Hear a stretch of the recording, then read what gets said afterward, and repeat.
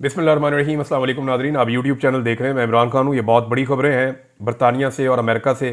मैंने आपको आज से लगभग एक महीना पहले बताया था कि कुछ हांडी पक रही है बरतानिया में भी और अमेरिका में भी, और जनवरी के मिड तक बहुत बड़ी बड़ी खबरें आएंगी और ये नए साल का तोहफा होगा पाकिस्तान की मौजूदा जो रजीम है उनके लिए।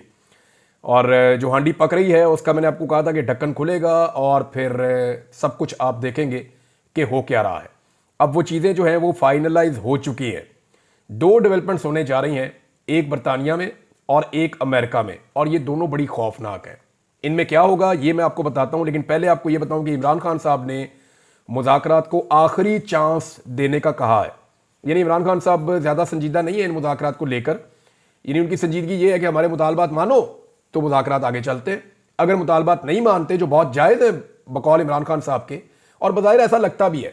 यानी वो मांग क्या रहे कि जनाब अब जुडिशल इंक्वायरी करवा दें। अब जज इमरान खान साहब घर से तो नहीं लाए हुए, 3-4 सीनियर जज पकड़े या 5 सीनियर जज पकड़े, उनका एक कमीशन बना दे और उन जजेस से कहेंगे जनाब आप फैसला करें कि 26 नवंबर को क्या हुआ, किसने किया। आप फैसला करें कि 9 मई को क्या हुआ और किसने किया। और दूसरा, इमरान खान साहब कह रहे हैं कि जिन बेगुनाह लोगों को जेलों में रखा हुआ है और जेलों में उनको जो है वो टॉर्चर किया जा रहा है, उन्हें परेशान किया जा रहा है, उनको रिहाई दी जाए सियासी बुनियादों पे जिनको जेलों में रखा हुआ है। तो ये दो चीज़ें इमरान खान साहब की डिमांड्स हैं और ये बड़ी जायज़ डिमांड्स हैं। इमरान खान साहब ने कहा ठीक है, लिख के भी दो इनको मुतालबात, कोई फ़र्क नहीं पड़ता।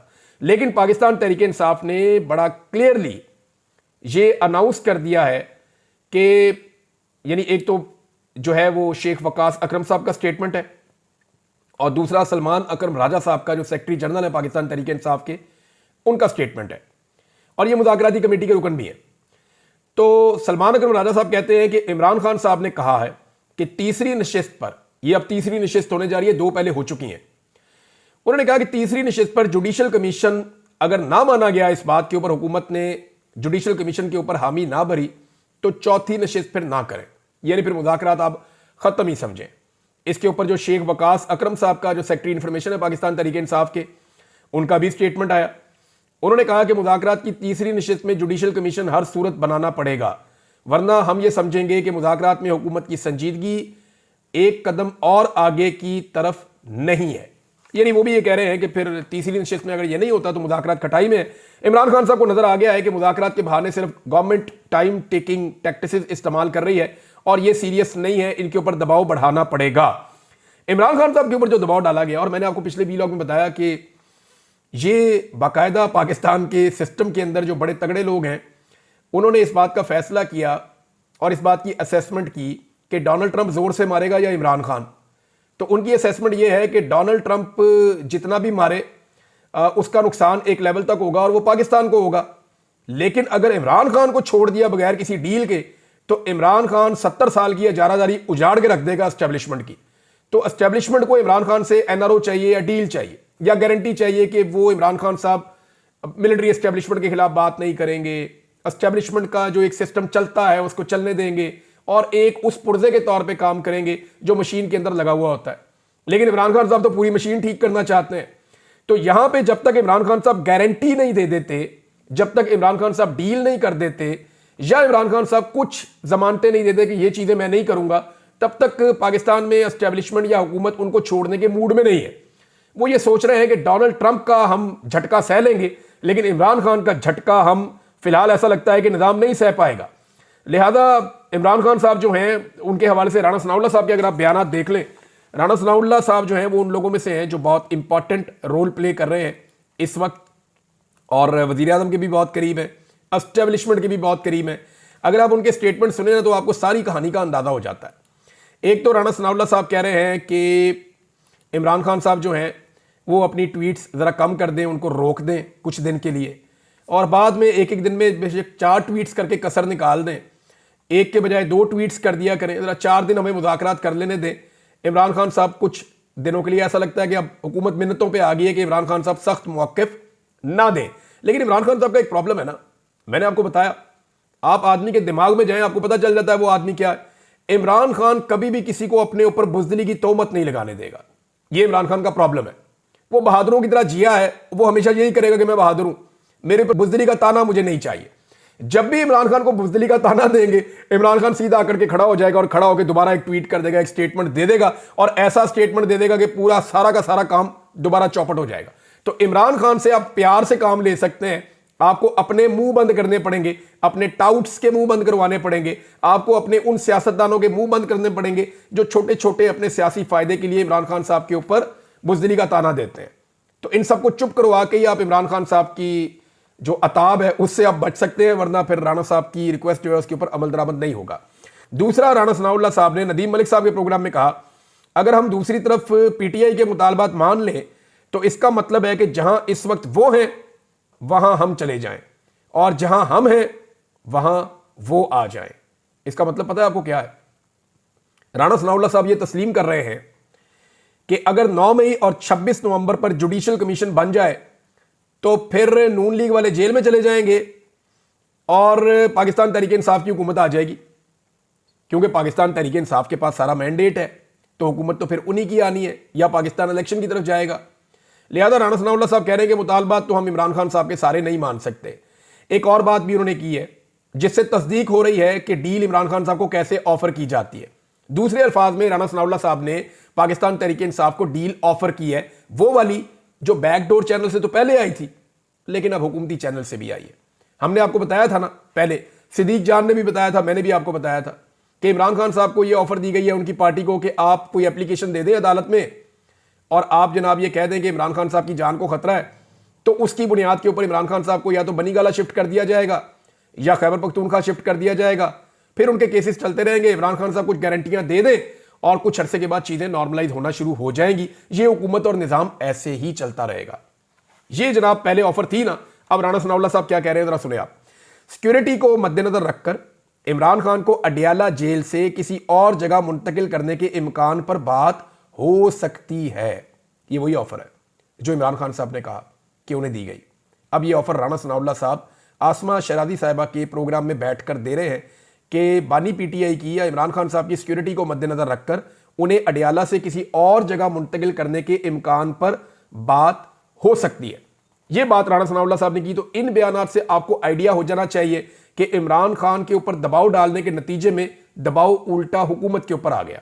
हुकूमत को इस बात का डर है कि अगर पाकिस्तान तहरीक इंसाफ के मुतालबात तस्लीम की और आगे बढ़े तो हुकूमत चली जाएगी, इनको जेलों में जाना पड़ेगा जो जराइम इन्होंने किए हैं। और दूसरा, वो इमरान खान की मिन्नतें कर रहे हैं कि जनाब हमारे साथ थोड़ा और चल लें, वो टाइम गेन करना चाहते हैं। इमरान खान साहब के साथ जो मुज़ाकराती कमेटी है उसकी मुलाकात फिर नहीं हो सकी और इसके ऊपर जो है वो एक प्रोपेगेंडा किया गया जेल की जानिब से और ये कहा गया जनाब इमरान खान को मिलने ही कोई नहीं आया।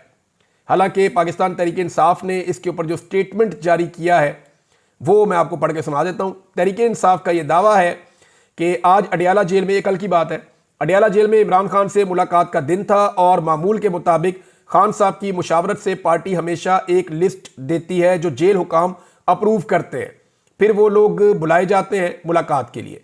खान साहब क्योंकि मुज़ाकराती कमेटी से मिलना चाहते थे, इसलिए खान साहब के हुक्म के मुताबिक पार्टी में जो लोग लिस्ट देने के जिम्मेदार हैं उन्होंने मुज़ाकराती कमेटी के मेंबरान के नाम दिए थे, यानी और किसी का नाम ही नहीं दिया था मिलने के लिए। जिसका नाम होगा वही मिलने जाएगा ना। तो इमरान खान साहब की ख्वाहिश के ऊपर सिर्फ मुज़ाकराती कमेटी के 7 लोगों के नाम दिए गए कि ये इमरान खान साहब को मिलेंगे। अच्छा जी, जो नाम दिए गए मगर जेल हुकाम ने उसकी अप्रूवल नहीं दी, जिसके बायस ना तो मुज़ाकराती कमेटी को मिलने दिया गया और ना ही कोई और लिस्ट इंटरटेन हो सकी। कुछ लोग मालूमात ना होने की वजह से मुख्तलिफ खदशात का इजहार कर रहे हैं जो बिल्कुल गलत है। यानी ये रिपोर्ट किया गया कि इमरान खान को शायद मिलने ही कोई नहीं गया, कोई मिलना नहीं चाहता। वो इमरान खान को पूरा पाकिस्तान मिलना चाहता है। खाना खराब, कहां से खबर आपने चला दी है। इमरान खान को कोई नहीं मिलना चाहता, वो हर बंदा उससे मिलना चाहता है। अभी आप सिर्फ ये कह देना कि इमरान खान को मिलने के लिए इतने लाख रुपए की रकम जो है वो देनी पड़ेगी तो आपके पास अरबों रुपया जमा हो जाएगा 2 दिन के अंदर। मैं आपको लिख कर देता हूं, आप इमरान खान से मिलने की कीमत 10 लाख रुपए मुकर्रर कर दें। 1 करोड़ रुपया पहले मुकर्रर करें ना आप कि जिन्होंने पहले मिलना है वो 1 करोड़ रुपया दें, तो आपके पास अरबों रुपए जमा हो जाएंगे। बेशुमार लोग आ जाएंगे जो कहेंगे जी 1 करोड़ रुपया ले, हमारी इमरान खान से मुलाकात करें। थोड़े दिनों के बाद जब वो खत्म हो जाए तो आप 50 लाख कर दें, फिर 10 लाख कर दें। आप अरबों रुपया इकट्ठा कर सकते हैं सिर्फ इमरान खान साहब से मुलाकातें करवा के। लोग अपनी पैसा देने के लिए तैयार है इमरान खान साहब से मिलने के लिए। तो यहां कोई मिलने नहीं आएगा। ये खबर वैसे कुछ समझ आने वाली नहीं थी, लेकिन फिर भी पाकिस्तान तहरीक इंसाफ ने बताया कि जनाब हमने तो मुज़ाकराती कमेटी के नाम दिए थे लेकिन नहीं मिलवाया गया। मामला ये है कि हुकूमत की जो मुज़ाकराती कमेटी है वो कहते हैं जी मुलाकात होनी चाहिए, वो गारंटी भी देते हैं मुलाकात में जनाब इमरान खान साहब की मुलाकात करवाई जाएगी उनकी मुज़ाकराती कमेटी से ताकि मामला आगे बढ़े। लेकिन जो मुज़ाकराती कमेटी, अयाज सादिक साहब वहां पे देख रहे हैं ना मामलात, तो जो मुज़ाकराती कमेटी इमरान खान साहब की मुलाकात नहीं करवा सकती उनकी मुज़ाकराती कमेटी से, वो मुतालबात कैसे मंजूर करवाएगी? उनका तो मैंडेट ही कोई नहीं है। यानी इमरान खान के मुतालबात तो बहुत बड़े हैं ना कि जुडिशल कमीशन बना दें, कैदियों को रिहाई दी जाए जो सियासी कैदी हैं जिनके साथ जुल्म हो रहा है, ये मुतालबात तो बहुत बड़े और अभी बड़े मुतालबात मजीद भी आने हैं। तो मामला यह है कि जो कमेटी मुलाकात नहीं करवा सकती वो कमेटी मुज़ाकरात के नतीजे पे अमल दरामद कैसे करवाएगी? तो यहां से आपको समझ आ जानी चाहिए कि इनके पास मैंडेट कोई नहीं है। जिनके पास मैंडेट है वो मखमसे में फंसे हुए कि करना क्या है। अब फंस कहां गए हैं, जरा ये खबर आप ले लें, जो बड़ी खबर मैंने आपको शुरू में बताई। जनाब आपको मैंने कहा था कि पहले बरतानिया से और फिर अमेरिका से खबर आएगी, तो बरतानिया वाली खबर सबसे पहले आ गई है। 15 तारीख को, ये बुध का दिन होगा, और 15 जनवरी को एक खबर है कि शाम 5 बजे से लेकर 6:30 बजे तक बरतानिया में एक मीटिंग होने जा रही है पार्लियामेंट के अंदर, और उसके अंदर ब्रीफिंग होगी किन मामलात के ऊपर। ये अब मामलात मैं आपके सामने रखने लगा हूं। ये फ्रेंड्स ऑफ डेमोक्रेटिक पाकिस्तान, ये एक तंजीम है और ये सिविल सोसाइटी की तंजीम है। ये पाकिस्तानियों ने वहां पे एक तंजीम बनाई हुई है। एक्चुअली एक बड़ी तंजीम है जिसका नाम है पाकिस्तान वर्ल्ड अलायंस, PWA। इसके अंदर कुछ और तंजीमें भी काम करती है। तो यूरोप में एक बड़ी मुतहर्रिक तंजीम है जो खासतौर पे यूके में, फ्रेंड्स ऑफ डेमोक्रेटिक पाकिस्तान। मेरी इनके लोगों से बात हुई है, इन्होंने बताया जी कि शाम 5 बजे से 6:30 बजे तक एक ब्रीफिंग होगी और ये पार्लियामेंट के अंदर ब्रीफिंग होगी, और इसके अंदर जो चीजें डिस्कस होने जा रही हैं वो पाकिस्तान के अंदर रहने वाले हुक्मरान तबके के लिए बड़ी खौफनाक है। नंबर 1, 26 नवंबर का कत्लेआम, इसके ऊपर बाकायदा डॉक्यूमेंट्री होगी, इसके ऊपर बाकायदा सबूत और चीजें सामने रखी जाएंगी। नंबर 2, 10,000 से ज्यादा अफराद की गिरफ्तारियां और जबरी गुमशुदगियों का मामला। इसके बाद तीसरी चीज रखी जाएगी मिलिट्री ट्रायल्स सिविलियंस के क्यों किए गए और कैसे हुए, उनके अंदर जो लूप होल्स हैं उनके ऊपर बात की जाएगी। नंबर 4, यहां एक और बात की जाएगी कि इलेक्शन के अंदर जो धांधली हुई है और नए इलेक्शन कितने जरूरी है।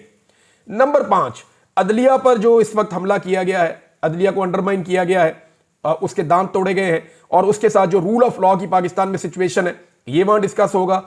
और एक चीज और है, ये accountability for Pakistan military leaders, Pakistan की जो फौजी क़यादत है उसकी अकाउंटेबिलिटी फॉर ह्यूमन राइट वॉलेशंस, जो वहां पे इंसानी हकूक की खिलाफ वर्जियां हुई है इस मामले पे, इंक्लूडिंग मैग्निस्की सैंक्शंस। ये मैग्निस्की सैंक्शंस क्या है, बड़ा मुश्किल लफ्ज है। अच्छा, ये जी असासे मुंजमद कर दिए जाते हैं इंडिविजुअल्स के, यानी ये जो वो कह रहे हैं कि अकाउंटेबिलिटी होगी मिलिट्री लीडर्स की उसमें, और वो लोग जो इन्वॉल्व हैं इस सारे अमल के अंदर, इंसानी हकूक की खिलाफ वर्जियों के अंदर, उनके असासे मुंजमद किए जाएंगे इन सैंक्शंस के जरिए से, उनके ऊपर सफरी पाबंदियां आयद की जाएंगी, और इसके अलावा उनके वीज़ा जो हैं वो भी कैंसिल कर दिए जाएंगे और उन्हें दोबारा वीज़ाज नहीं मिलेंगे। ये है जनाब उनका पूरा agenda, friends of democratic Pakistan. इसके अलावा जनाब 22 तारीख को एक और प्रोग्राम होने जा रहा है, और ये प्रोग्राम है कांग्रेशनल मीटिंग है यूनाइटेड स्टेट्स ऑफ अमेरिका में, और इससे भी खौफनाक काम होने जा रहा है उसके अगले हफ्ते।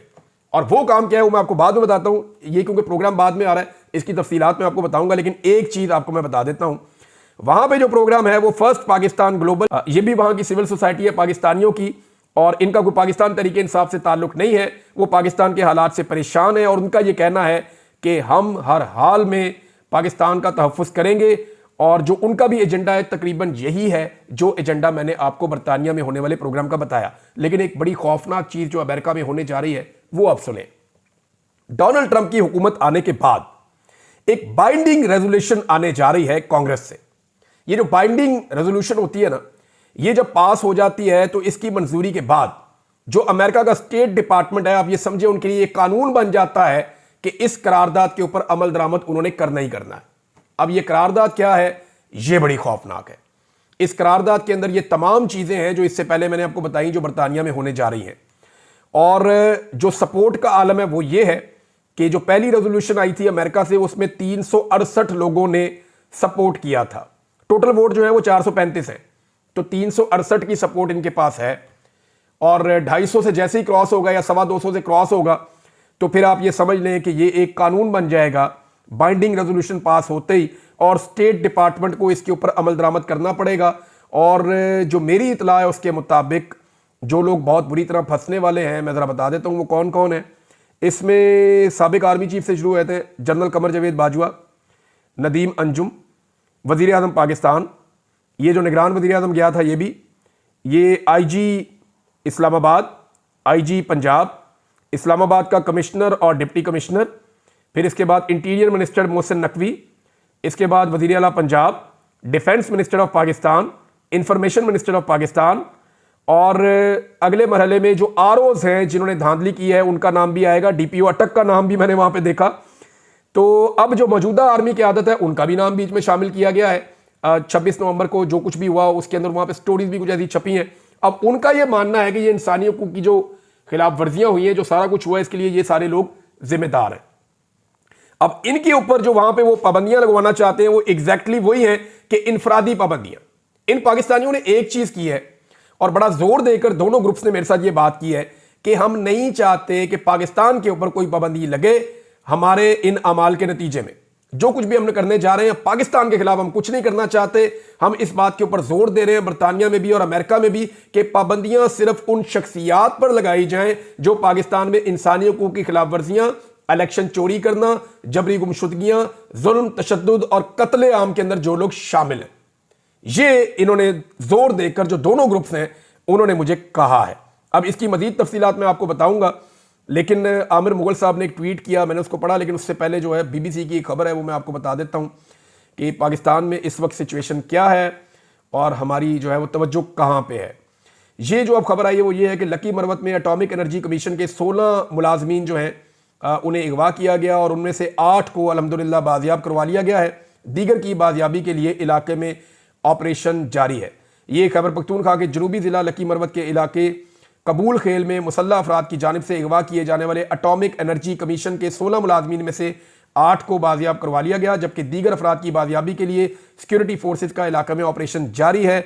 वहाँ पे बड़ी मेहनत करके 8 बंदे तो निकाल लिए, बाकी लोग भी अल्लाह करे वो मगवी जो है वो बाजियाब हो जाए। अभी तक की इतला जो है मैंने आपके साथ शेयर की है। इसके ऊपर जो है वो आमिर मुगल साहब ने, जो पाकिस्तान तहरीक इंसाफ इस्लामाबाद के सदर हैं, उन्होंने एक बड़ा दुखी किस्म का ट्वीट किया है। वो ये कहते हैं कि हम अलीमा खान का व्हाट्सएप हैक करने में मसरूफ रहे, उधर से वो हमारे 16 एटॉमिक एनर्जी के मुलाजमीन की रैकी में मसरूफ रहे।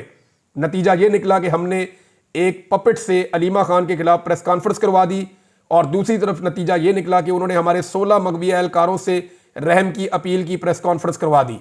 माशाल्लाह, सुभान अल्लाह, अल्लाहू अकबर। ये जी आमिर मुगल साहब का ट्वीट है, मैंने आपको पढ़ के सुनाया। लोग बेचारे दिल दुखे हैं, वो ऐसी चीजें कहते हैं। हमारी देखें तरजीहात क्या है। अफगानिस्तान से एक खबर आई है, ये खबर मैं आपको बता देता हूं कि Taliban calls India a significant regional partner after officials meet. Dubai के अंदर जनाब मुलाकात हुई है और ये मुलाकात हुई है सीनियर ऑफिशियल्स जो हैं जो काबुल से गए दुबई में, और जो इंडिया के एक सीनियर ऑफिशियल हैं यानी Indian foreign secretary Vikram Misri, इनकी मुलाकात हुई है तालिबान के फॉरेन मिनिस्टर आमिर खान मुत्तकी से, और ये दुबई के अंदर मुलाकात हुई है। और अफगानिस्तान ने भारत के साथ कुर्बतें बहुत बढ़ा दी हैं। देखें, अब आप अंदाज़ा करें कि ये कितना अच्छा मौका था कि पाकिस्तान अफगानिस्तान के साथ अपने बेहतरीन ताल्लुकात रखता और अपना जो ये वाला बॉर्डर है इसको पूरे को सिक्योर कर लेता। पाकिस्तान को टोटल 4 मुल्कों के बॉर्डर लगते हैं, चाइना, इंडिया, अफगानिस्तान और ईरान। चाइना के अलावा बाकी 3 के साथ आपके ताल्लुकात ख़राब है। चाइना के साथ भी आपके मामला जिस नौयत के हैं आपको आने वाले वक्त में पता चल जाएगा। अब अफगानिस्तान का जो बॉर्डर है वो 6 मुल्कों के साथ लगता है। अफगानिस्तान के ताल्लुकात सिर्फ पाकिस्तान के साथ क्यों खराब है? मसला हमारी पॉलिसी में है ना। फिर देखें, अफगानिस्तान के साथ चाइना लगता है, ताजिकिस्तान, उज्बेकिस्तान, तुर्कमानिस्तान, ईरान, इनके बॉर्डर भी लगते हैं, वहां तो कोई फड्डा नहीं है।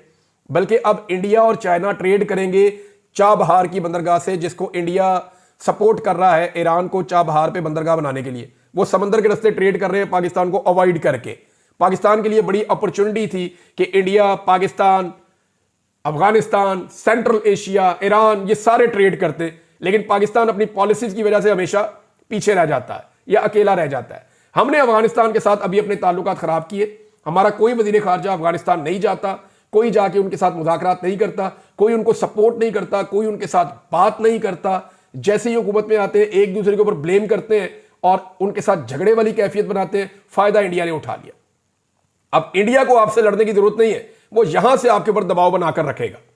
ये एक अजीबोगरीब सिचुएशन हमारे लिए पैदा हो गई है। और मैं आपको ये बताता हूं कि काबुल से कंधार का रोड जो पहले चंद घंटों का होता था और इस पर बड़ी डेवलपमेंट की गई थी अमेरिका की जानिब से, इंडिया ने बहुत सारे रोड इंफ्रास्ट्रक्चर्स बनाए थे अफगानिस्तान में, क्योंकि उसे पता था कि फ्यूचर के अंदर जो ट्रेड होगी, काबुल तक जो सामान आएगा या आगे जाएगा सेंट्रल एशिया में, उसको चाबहार की बंदरगाह को इस्तेमाल करना है जो ईरान वाली है। अगर आप मैप के ऊपर देखें तो अभी इस वक्त मैं आपको सिचुएशन बता देता हूं कि तालिबान ने इस रोड को इतना ज्यादा तोड़ दिया था ताकि ये ट्रेड ना हो सके, इंडिया को फायदा ना हो। इतना ज्यादा तोड़ दिया था कि 4-5 घंटे का रास्ता जो है वो 16-15 घंटे तक पहुंच गया था। लेकिन अब दोबारा से उन रोड्स को ठीक किया जा रहा है। इंडिया इंफ्रास्ट्रक्चर पे काम कर रहा है तालिबान गवर्नमेंट के साथ मिलकर, और वो वहां से ईरान की तरफ एक रास्ता बना रहे हैं और फ्यूचर में वो वहां से ट्रेड करने का इरादा रखते हैं ताकि इंडिया ईरान से, अफगानिस्तान से और सेंट्रल एशिया के साथ अपने आप को जोड़ के अपनी ट्रेड को बढ़ा सके। दूसरी तरफ चाइना जो है उसके पास भी ऊपर से एक रास्ता है और वो उस रास्ते को इस्तेमाल कर सकता है। पाकिस्तान बीच में कहां गया, ये पाकिस्तान की पॉलिसी जाने और पाकिस्तान जाने। मेरे ख्याल में हमने अपनी इस पॉलिसी से खोया है, हमने हासिल कुछ नहीं किया। खबरें और भी हैं लेकिन वक्त खत्म हो गया। अब तक के लिए इतने, अपना ख्याल रखिएगा, अपने इस चैनल का भी। अल्लाह हाफिज़।